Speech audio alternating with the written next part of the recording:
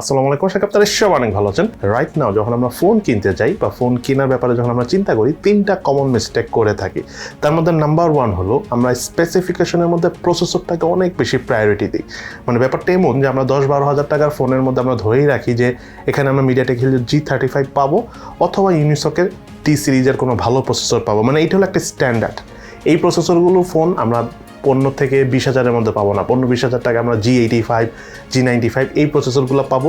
তো এইভাবে আমরা প্রাইস সেগমেন্ট অনুযায়ী আমরা প্রসেসরগুলোকে ভাগ করে ধরেই নেই যে ওর বারে গেলে বাকি ফোনগুলো মানে লস হবে, ভ্যালু ফর মানি হবে না। দেখেন, ফোন আছে দুই ধরনের। একটা হলো ভ্যালু ফর মানি, মানে আপনি মোটামুটি ভালো দামে কম দামে ভালো কনফিগারেশনের ফোন পাবেন। আরেকটা হলো ভ্যালু ফর মানি ফোন, আরেকটা হলো আপনি ইউজ করতে যে প্রিমিয়াম ফিল পাচ্ছেন। দুইটা কিন্তু দুই জিনিস। আপনি যদি ভ্যালু ফর মানি ফোন খুঁজেন তাহলে Xiaomi বলেন, রিয়েলমি বলেন, ইভেন নতুনের মধ্যে টেকনো বলেন বা ইনফিনিক্স বলেন, এদের ফোন কম দামে অনেক কনফিগারেশন দিয়ে আসে। বাট আপনার লংজেভিটি বলেন, খুব ভালো পারফরমেন্সের কথা যদি থিঙ্ক করেন, তাহলে কিন্তু এগুলো একটা ফোনও থাকবে না, বা থাকলেও হাতে গোনা কয়েকটা ফোন থাকবে এবং সেগুলো কিন্তু কম দামি ফোন না। মোটামুটি দেখবেন যে এই ব্র্যান্ডের দামি ফোনগুলি ঘুরে ফিরে ভালো। তার কারণ হলো কম দামি ফোনগুলো কাদের জন্য কেনা ভালো, ভ্যালু ফর মানি মানে কম দামে ভালো কনফিগারেশন কাদের জন্য এক্স্যাক্টলি ভালো? যারা ট্রেন্ডি পার্সন, মানে কিছুদিন পর হয়তো ফোন চেঞ্জ করবে। একটা ফোন কিনছে 20,000 টাকা দিয়ে, হয়তো 5-6 মাস পরে সেটা সেকেন্ড হ্যান্ড 15,000 টাকা দিয়ে সেল করে আরও 5,000 টাকা অ্যাড করে নতুন একটা ফোন নেবে। তাদের জন্য এই ফোনগুলো পারফেক্ট, কিন্তু সবার জন্য পারফেক্ট না। যেমন ধরেন, আমি গতকাল একটা ভিডিও করেছি, এটাতে আপনারা অনেকেই কমেন্টস করেছেন যে Oppo A57 কেন আমি 15,000 টাকা থেকে 25,000 টাকার বেস্ট ফোনে রেখেছি। তার কারণ হলো এটা প্রসেসর মোটামুটি, ডিসপ্লেটাও মোটামুটি।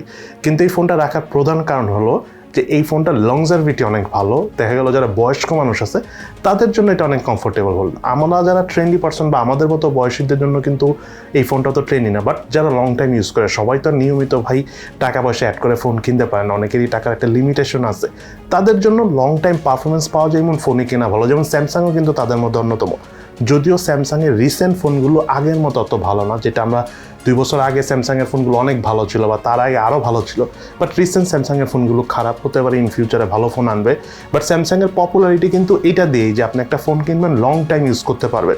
ওইটা কিন্তু আবার Xiaomi রিয়েলমির ফোনে নাই। সো এই জিনিসটাই অনেকে মিস্টেক করে ফেলেন। আমরা দেখা যায় যে আমরা যদি ভাবি যে 15-20 হাজার টাকার মধ্যে একটু কম দামি বা কম শক্তিশালী প্রসেসর পাই, তখন আমরা ধরে নিই যে না, ফোনটা মনে হয় অত ভালো না। বা দেখা গেল যে 50,000 টাকা আমরা একটা নর্মাল ফোন কিনি। যেমন সাপোজ ধরেন আমার কাছে যে ফোনটা রয়েছে, যেমন Pixel 7, এটা গুগলের Tensor 2 প্রসেসর। বাট এইটা থেকে কিন্তু আরও শক্তিশালী প্রসেসর রয়েছে। যেমন আইফোনের কথা যদি বলে, আইফোনের প্রসেসর, আইফোনেরটা তো বাদ দিলাম যে আইফোন যেহেতু এক্সপেন্সিভ ফোন, কিন্তু আপনি যদি মনে করেন যে Pixel 7 যে প্রাইসে পাওয়া যায় 60-70 হাজার টাকা, এই প্রাইসে কিন্তু আবার Xiaomi আপনি অনেক ভালো ফোন পাবেন। বাট তার মানে কিন্তু এই না যে Pixel 7 থেকে Xiaomi সব দিক থেকে এগিয়ে আসছে, তাই না?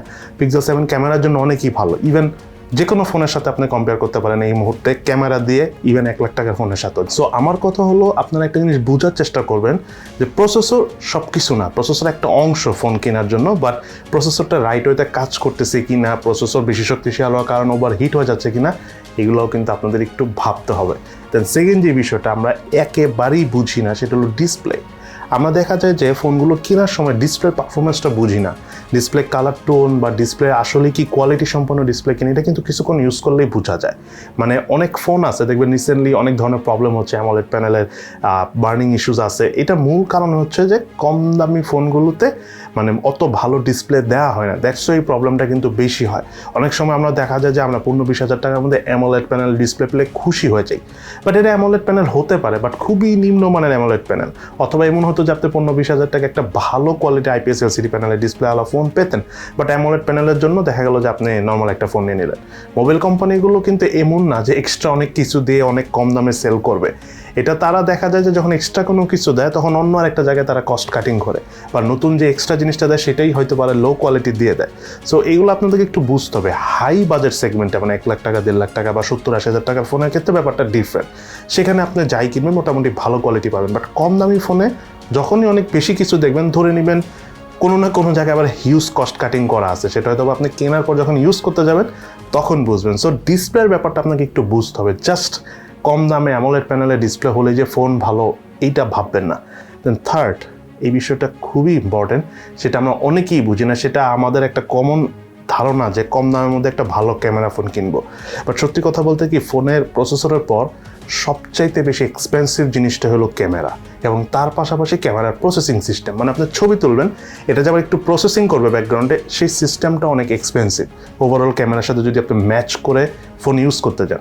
দ্যাটস ওয়াই দেখবেন যে মোটামুটি 30-40 হাজার টাকার নিচের ফোনগুলোর ক্যামেরা পারফরমেন্স কিন্তু খুব একটা ভালো না। ইভেন যদি ভালোভাবে কাজও করে 4-5 মাস বা 6 মাস পরে দেখবেন ক্যামেরা কিন্তু আগের মতো আর পারফর্ম করতে পারে না।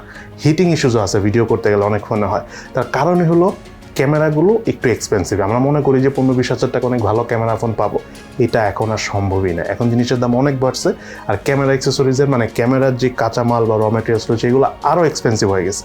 সো আপনারা অনেকেই 15,000, 20,000, 25,000 টাকার মধ্যে চান বেস্ট ক্যামেরা ফোন, বাট আমি আপনারা বললাম যেই ফোনে কেনেন না কেন 30, 35 বা 40 হাজার টাকার নিচে, সাময়িকভাবে আপনার ক্যামেরা অনেক ভালো পারফর্ম করবে, একটা সার্টেন টাইম পরে যে ক্যামেরার আগের মতো পারফর্ম করবে না। এটা আপনি মাথায় নিয়ে রাখবেন, তাহলে আপনি যখন ফোন কিনবেন কিছুদিন পর যখন স্লো হয়ে যাবে আপনার খুব একটা খারাপ লাগবে না। আর ফোন কোম্পানিগুলোর ক্যামেরা মানে ওভারঅল পারফরমেন্স আগের মতো তো ভালো নেই, কারণ প্রসেসর দিতে পারছে না, ক্যামেরা দিতে পারতেছে না। দ্যাটস ওয়াই দেখবেন সেকেন্ড হ্যান্ড মার্কেটে এখন অনেক অ্যাভেলেবেল ফোন পাওয়া যায়। ওই বিষয়ে আমি যাব না, এটা নিয়ে আমি ইন ডিটেলসে ফিউচারে কথা বলবো। বাট একটা জিনিস মনে রাখবেন যে আপনার যদি প্রাইস অনেক দাম দিয়ে ফোন কিনেন তাহলে একমাত্র ভালো ক্যামেরা পাবেন। এখন আপনি বলতে পারেন ভাই আমার তো বাজেট কম, তাহলে আপনাকে ধরেই রাখতে হবে যে আপনি যে ফোনটা কিনবেন ক্যামেরাটা মোটামুটি থাকবে, ঠিক আছে? তাহলে যে জিনিসটা আপনার কেনার পর আর আপনার খারাপ লাগবে না। কিন্তু আপনি হাই এক্সপেকটেশন নিয়ে মোটামুটি কম বাজেটে ফোন কিনেন না, কিছুদিন পর ওটা দিয়ে আপনার অনেক খারাপ ধারণা এবং খারাপ জিনিস মনে করেন যে আপনার মনই ভেঙে যাবে। এবং সর্বশেষ কয়েকটা বিষয় নিয়ে কথা বলবো, তার মধ্যে একটা হলো ইউআই। আমরা অনেক সময় ইউআই ব্যাপারটা না বুঝি না। আপনি একটা জিনিস খেয়াল করবেন, যেই ফোনগুলোর ইউআই পারফরমেন্স ভালো, যেমন ওপ্পো, ভিভো, স্যামসাং, 3টা ফোনই অনেক এক্সপেন্সিভ। অ্যাপেলের কথাটা আমি আনতেছি না, যেহেতু অ্যাপেল বাংলাদেশে ওইভাবে অফিসিয়ালি আসে না, আর অ্যাপেল অনেক বেশি হাই প্রাইস রেঞ্জের ফোন। বাট এই দেখেন স্যামসাং, ওপ্পো, ভিভো অনেক expensive phone because of comfortness. যখন একটা ফোন ইউজ করে আপনি অনেক কমফোর্ট ফিল করবেন, আপনার ল্যাগিং ইস্যুস থাকবে না, ইউআই প্রবলেম নাই, যা দিচ্ছে তাই আপনি পাচ্ছেন, ওই ফোনগুলো দেখবেন একটু এক্সপেন্সিভ হয়ে থাকে। যেমন অপ্পো A57 আমি ভিডিওতে দিয়েছি। আপনারা যদি স্যামসাংয়ের ফোনগুলো দেখেন, স্যামসাংয়ের এখনকার ফোনগুলো না, তাও কিছু ফোন ভালো আছে, যেমন A52 সিরিজ, A72 সিরিজ, যেমন A52s, তারপরে A53। আপনারা যদি দেখেন যে ফোনগুলো প্রাইস কম্পেয়ার টু সেম কনফিগারেশনের মার্কেটে যেসব ফোন রয়েছে তার থেকে বেশি, বাট স্যামসাং যা বলতেছে পারফরমেন্স তাই করতেছে। দ্যাটস ওয়াই ফোনের দাম বেশি। অনেক ফোন আছে 108 মেগাপিক্সেল, 200 মেগাপিক্সেল বলে, ইভেন 200-300 ওয়াটের চার্জারও আছে, বাট বাস্তবে ওইসব চার্জার 200 ওয়াট পর্যন্ত হয়ই না। আপনারা যদি একটু অনলাইনে ঘাটাঘাটি করেন আপনারা নিজেরাই বুঝবেন।